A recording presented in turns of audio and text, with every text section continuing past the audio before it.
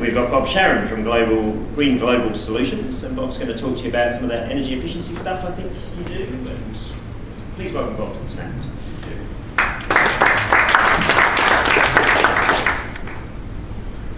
Good morning, everybody. How are you? Okay, very good. Perhaps usually at the beginning of my presentations I like people to stand up, be a good neighbour, excuse the pun because we do a lot of neighbours work, as in NABERS, the National Built Environment Rating System, and I always love people to stand up at the beginning, give each other a virtual hug, be good neighbours to one another. So if you could all please stand up and give each other a virtual hug. Virtual, not a real hug. You can if you want, but a virtual hug. And be good neighbours. And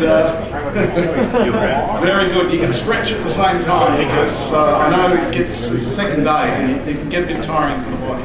So thank you for that. Good, I'm glad we're all being good neighbours. Excellent. Very interesting.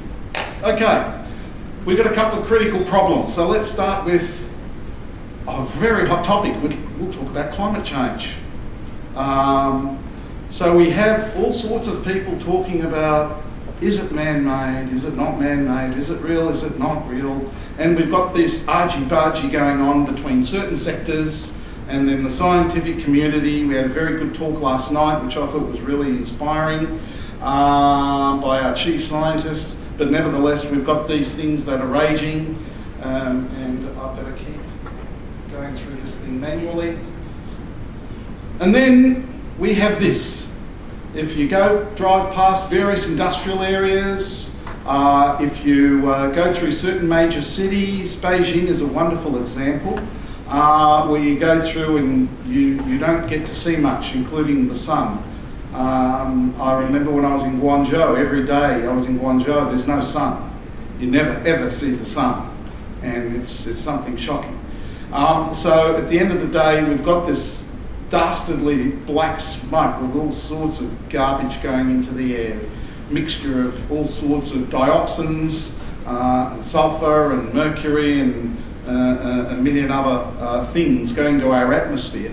And no one can argue this point. And this is why I raise this as an issue, because the public is totally convinced that pollution is an issue. You go past black smoke and people are dying of respiratory disease. We had the issue in Latrobe Valley not long ago with the fires and the haze that was caused, and again, respiratory problems. So it's proven beyond doubt that the smog and the pollution and all these things are causing big problems, and they've got to be dealt with. There's no ifs or buts, there's no maybes. It's there, you can smell it, you can feel it, you can touch it, and it's an absolute disaster waiting to happen. And I do not want Melbourne or Sydney or Adelaide or any city in Australia to be like what's happening in Beijing. But if we don't do anything about it, it will be. And it's not going to be a pretty sight. So it's something that we have to deal with, and whether we like it or not. So we've got two critical issues here. We've got pollution around the world, which in turn is causing climate change, amongst other things. So the sea's rising, respiratory disease, all sorts of things, and it's not a pretty sight to see. And then of course we've got the degradation of our soils and waterways and everything else, and that affects the food chain. So again, a number of other consequences to that. And then the other problem is business. Business needs to be more sustainable. So what are they doing? They're cutting costs. They're retrenching staff. They're doing whatever they're trying to do. Now for some it'll work and for others it won't. But at the end of the day, businesses are trying to be more sustainable. For the right reasons or the wrong reasons, but they're trying to be more sustainable. And so they're needing to cut costs and become more competitive. We're all competing on a global stage, whether we like it or not, and we need to be more competitive. So we have two critical problems here, and that is sustainability for business and sustainability for the environment. Very interesting. So there's a question to be answered here. How can we marry up the two? And we can. This is the beauty about it. See, in the old days, we had the greenies telling business, you've got to go hug a tree and you've got to do your bit for the environment. And there was no discussion about bottom line, there was no discussion about how it would be sustainable for business, but I think it's a matter of using the right language, communicating on a language of common ground between both the business community and the whole society as we know it today, and that is something that is going to be sustainable both for business and for the environment. And guess what? You can marry up the two. So if we can produce results for business that provides not an incremental saving to their bottom line, but a revolutionary change to their bottom line. So I don't mean, okay, well, we'll look at a bunch of buildings and we can improve performance by 20% and improve energy efficiency by 20 or 25%. That's what I call incremental improvement. That's not revolutionary improvement. Oh, look, we'll give you a 6-year payback. Or we'll get an energy performance contract and get an 8 to 10-year payback. How is this sustainable? It's not sustainable, not for business, maybe for government, but businesses can't handle that kind of return because it doesn't cut the mustard. So what business wants to hear are paybacks of, say, 3 years. If we're using renewables, okay, we might go to 5 years because we can always get some good government rebates and incentives, makes it worthwhile, absolutely. So what we need is revolutionary change where we can get performance or energy efficiency gains of 50 to 90%. We did a job for Deutsche Bank and we're talking about 93% energy savings. Not 7% saving, 93% energy savings. So what we're trying to do is talk about real meaty reductions.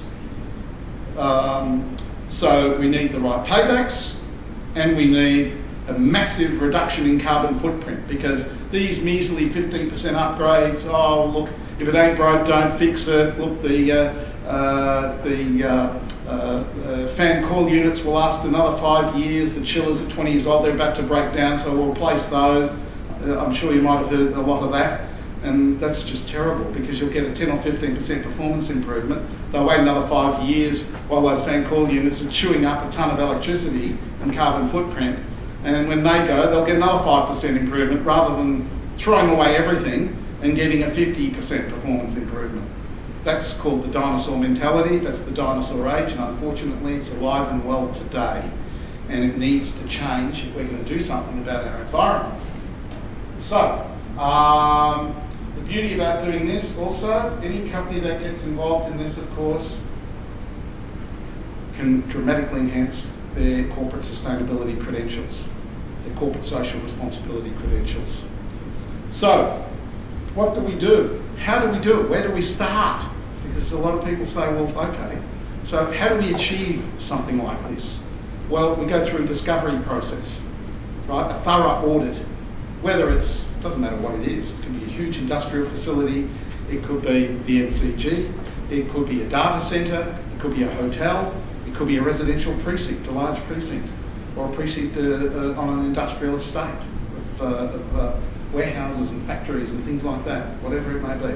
Thorough audit, where everything is looked at, not just some cooling units or some lights, because everybody says, oh, lights, yeah, well, that's nice because you get a good return on the lighting. But what about your conveyor belts? What about your elevators? What about your escalators? What about the pumps? What about your building management systems? What about the thermal fabric of the building? The roof, the walls, the windows? What about all that? Holistic solutions, not band-aid solution, not, you know, this is broken and we'll fix it, but a holistic view.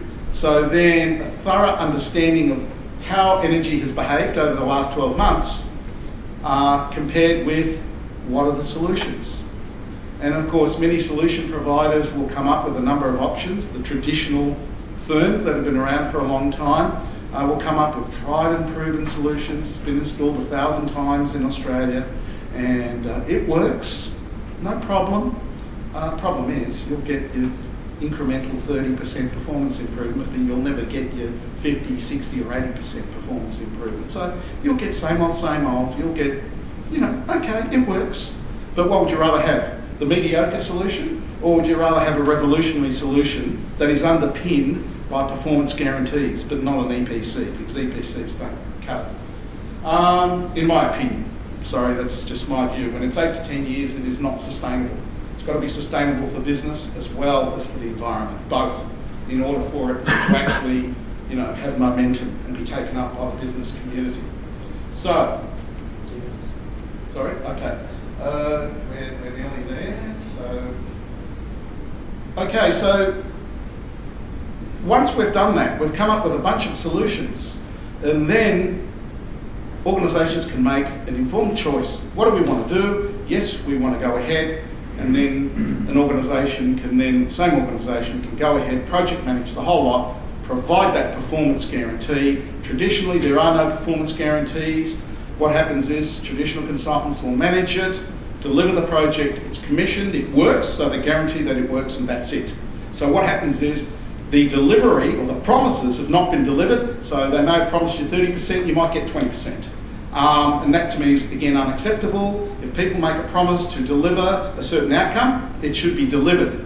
So again, revolutionary performance improvements and coupled with performance guarantees, that is hanging around for at least a year or more after the project is complete to ensure that everything is done from A to Z will make a real difference. And any organisation that does that, please utilise those kinds of organisations that will innovate not only in finding the right technologies and solutions, but that will innovate in the way they deal with you and the public at large to ensure that outcomes are delivered. So thank you very much for your time, very much appreciated.